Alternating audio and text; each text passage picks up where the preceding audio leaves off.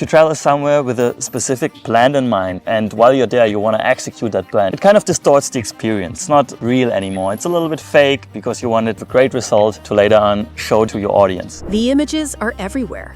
Sunsets over infinity pools, smiling couples in Bali, solo travelers framed against Greek ruins, arms outstretched, basking in the glow of some perfect, unreachable light. Get ready with me for a boat day in Mallorca. We just touched down in St. Lucia. The girl's on vacation. Let's get dressed for my official first day in Mauritius. It looks like happiness, like freedom, like peace. But behind so many of these photos lies something darker. How do you choose where to go on holiday? More and more people are picking their destination based on what will look good on their social media feed. Influencers staging first-class flights from airport lounges they never boarded. Wellness retreats masking emotional breakdowns. Destinations overrun not by travelers, but by cameras. When you look at these photos, it doesn't mean that the person is having the best day of their life. Behind the lens, things aren't always so serene. There's pressure, there's debt, there's exhaustion. This pressure. There's pressure to post and to just create this beautiful content because I'm a little amateur travel influencer.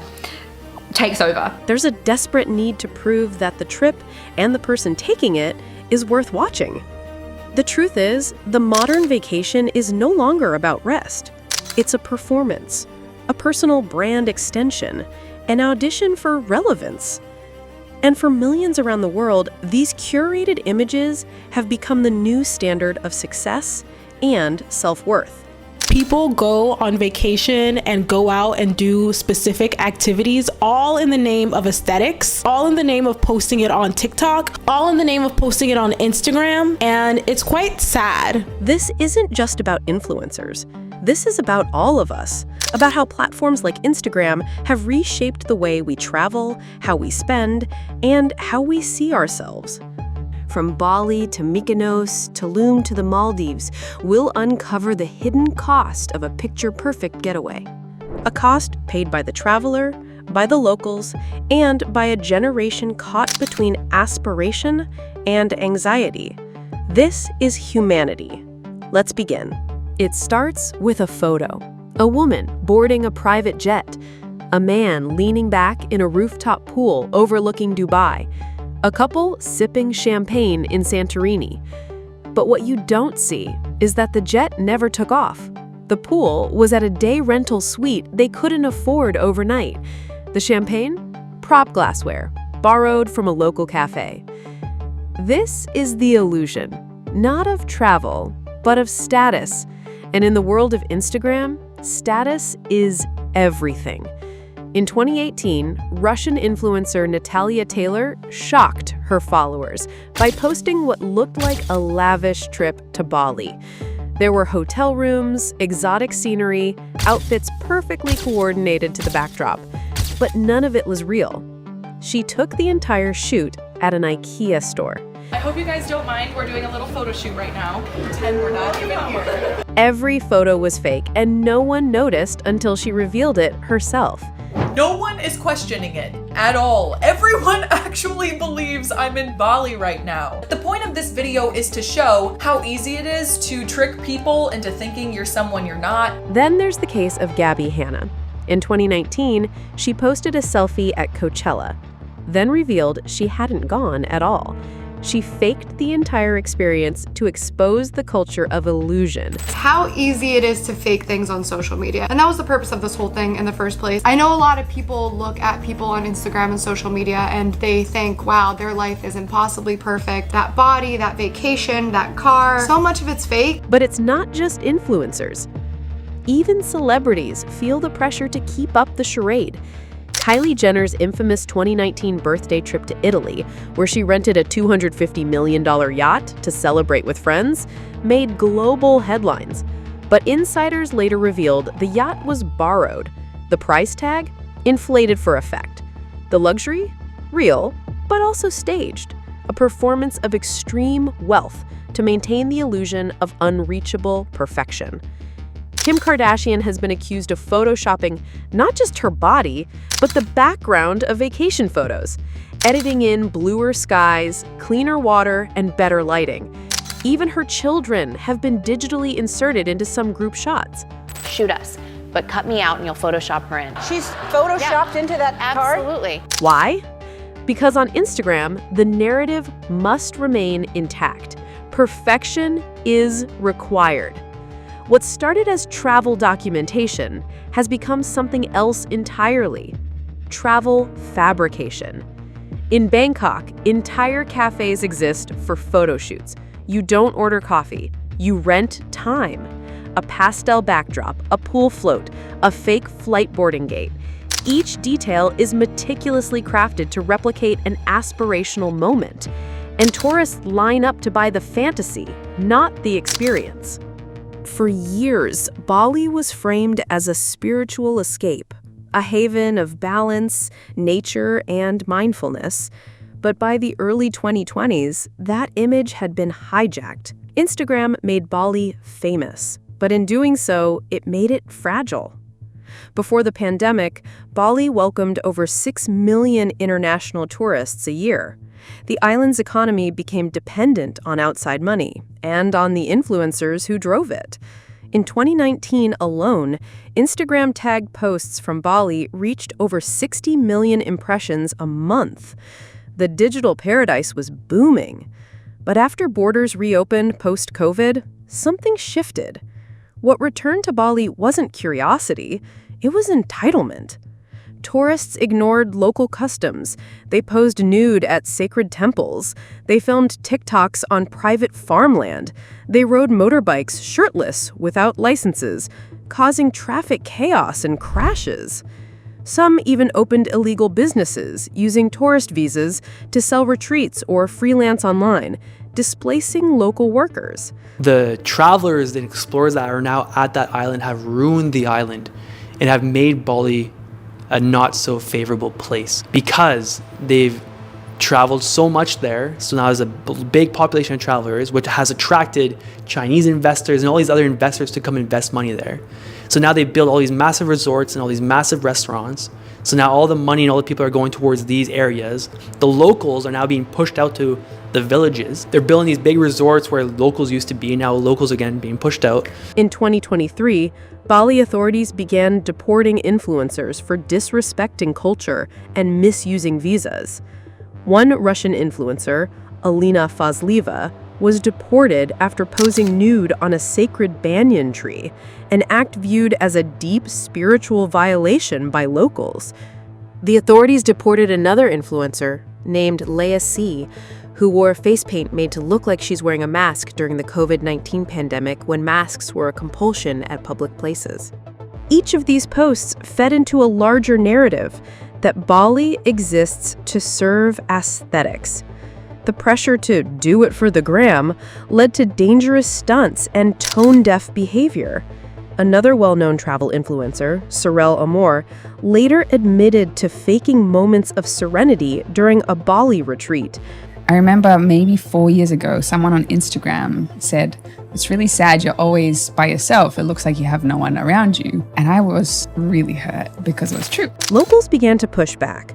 Temple priests banned filming in some spiritual sites.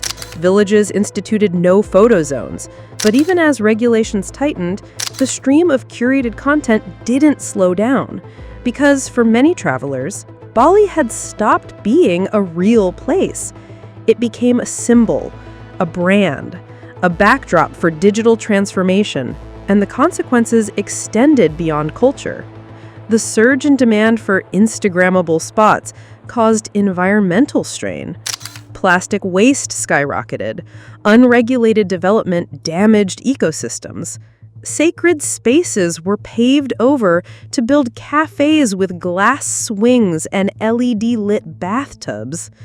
Meanwhile, the cost of living for locals continued to rise, driven by foreign investment and influencer-run businesses pricing out communities that once thrived on tradition and balance. Tulum used to be a sleepy coastal town, known for its Mayan ruins, quiet beaches, and laid-back culture. But somewhere in the last decade, it transformed. Now, it's a luxury playground, a boho chic paradise, a hotspot for influencers, celebrities, and tech billionaires looking to disconnect while tagging every moment. The length these influencers go to for the perfect Instagram photo is appalling, not just because it's extreme, but because it ruins the experience for everyone else. And when I'm telling you I went like deep in there, so it kind of looks like I'm like engulfing it, I did. But I just remember being so freaking terrified that there could have been like a snake, a tarantula, a sea monster, like anything in there, and I was like freaking terrified. My legs got super scratched. I got like a couple mosquito bites. In 2023, Vanessa Hudgens faced backlash for a Vogue wedding-themed photo shoot in Tulum for turning cultural landmarks into fashion props and background aesthetics. We've talked about fake flights, rented villas, and staged retreats. But in the world of Instagram travel, even the body can be a lie. Cosmetic tourism has become the unspoken engine of the influencer economy, and nowhere is that more visible than in the rise of surgery vacations, where people travel to foreign countries, not for rest, but for reinvention.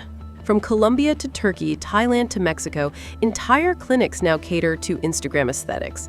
Slim waists, sharp jawlines, bigger lips, perfect curves. For thousands of women, and increasingly men, travel has become a tool for body modification. And the results aren't just shocking, they're deadly. If I date another man, I'm gonna have to say, oh yeah, by the way, my nose is fake, my lips are fake, my jawline is fake, my chin is fake, I have Botox in my face, these are fake, my waist is fake, I have lipo, my hair is fake, my nails fake. Our children are not gonna look like me. The Brazilian butt lift, or BBL, has become one of the most dangerous cosmetic procedures in the world, and it's booming, thanks in part to influencers and reality TV stars who flaunt the results without revealing the risks. According to The Guardian, the BBL has the highest mortality rate of any elective surgery. Fat injected into the gluteal muscle can travel to the lungs or brain, causing instant death. Yet the demand continues, fueled by images of Kim Kardashian, Cardi B, and countless influencers who made the hourglass figure a social currency. What are you looking for? Are you looking more for Jennifer Lopez or more for a Victoria's Secret runway? I'm looking for more of Jennifer. In 2018, British woman Leah Cambridge died in Turkey while undergoing a BBL procedure. Her partner later revealed she was obsessed with her appearance after comparing herself to women she saw online. The fantasy had become fatal. But it's not just the procedure, it's the package. Clinics now offer surgery holidays that include airport pickup, a translator, recovery homes, and Instagrammable decor. The goal isn't just transformation, it's shareable transformation. Influencers film glow-up journeys from gurney to glam. TikTok show bruised faces in luxury robes. Hashtags like BBL Tulum and surgery vacation trend regularly. The pain is downplayed, the risk buried beneath soft lighting and spa playlists. One Vice investigation uncovered women being rushed through pre-op checks, denied proper aftercare, and abandoned if complications arose. Celebrities, too, have quietly fueled the trend, even when they deny it. Khloe Kardashian's face changed so drastically over 5 years that fans began documenting her transformation frame by frame. Her explanation? Good lighting, great contour. But cosmetic surgeons around the world saw something else, a shifting template of beauty that clients now bring in as reference photos. Even Bella Hadid, once dubbed the most beautiful woman in the world based on facial symmetry, admitted to getting a nose job at age 14. For years, she denied all procedures, and yet her face became the blueprint, unachievable without intervention. This is the dark side of filters, Facetune, and curated beauty. The more perfect the image, the more distorted the standard. And cosmetic tourism offers a shortcut, one that's painful, risky, and often irreversible. You don't feel ugly because you are. You feel ugly because the world has become so edited and filtered that now natural looks wrong. I've noticed a lot of people have started getting surgery and changing their face with facelifts, filler, cute button noses, and that's totally fine. But when we see that over and over again, our brain starts to think that's what beauty is. But for many, it feels like the only option. Because when your body is your brand, imperfection isn't just personal, it's unprofitable. You're lying in bed, scrolling, another beach, another couple, another glow up. The sand is white, the sky is pink, the bodies are toned. The captions say things like, so grateful, or just vibing. And you feel less. This is the trap. The Instagrammable vacation was never just about the traveler. It was always about the audience, the followers who see the content and internalize it. And the impact is deeper than we realize. A 2021 Time magazine investigation revealed that Instagram worsens body image issues for 1 in 3 teenage girls. One internal Facebook study acknowledged that Instagram makes body image issues worse for young women, and they knew it. So now these standards keep rising. And how far is it gonna go? If I had a photographer 24/7 on call that was insanely talented at, coordinating and everything, making everything look perfect, yeah. But I also feel like that's not everyday life. That's not real life. It used to be real people posting real everyday stuff. Another 2022 Psychology Today article explored how influencer content, particularly travel and luxury imagery, fuels toxic comparison loops. Viewers don't just envy the destination, they start to resent their own lives. This sense of failure, triggered by someone else's vacation, isn't rare. It's engineered. Instagram's algorithm prioritizes content that performs well. That usually means content that makes people feel something: jealousy, longing, FOMO. The result: a platform that serves you images of people living their best lives while you scroll through your worst moments. But what if those best lives aren't real?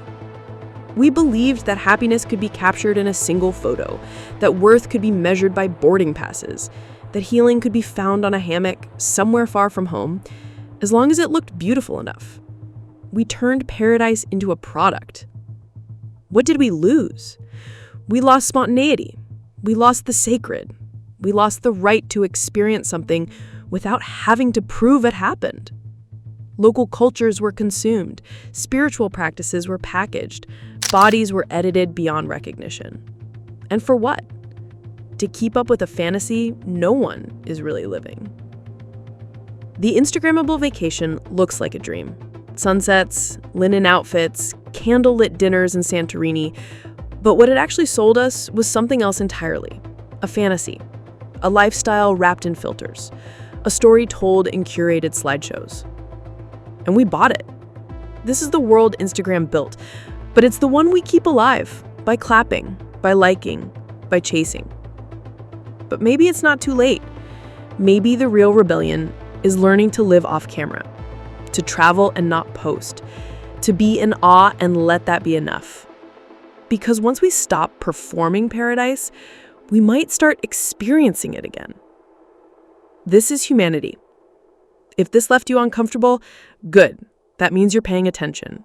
Subscribe for more truths like this, and let us know in the comments. What do you think the cost of this illusion really is?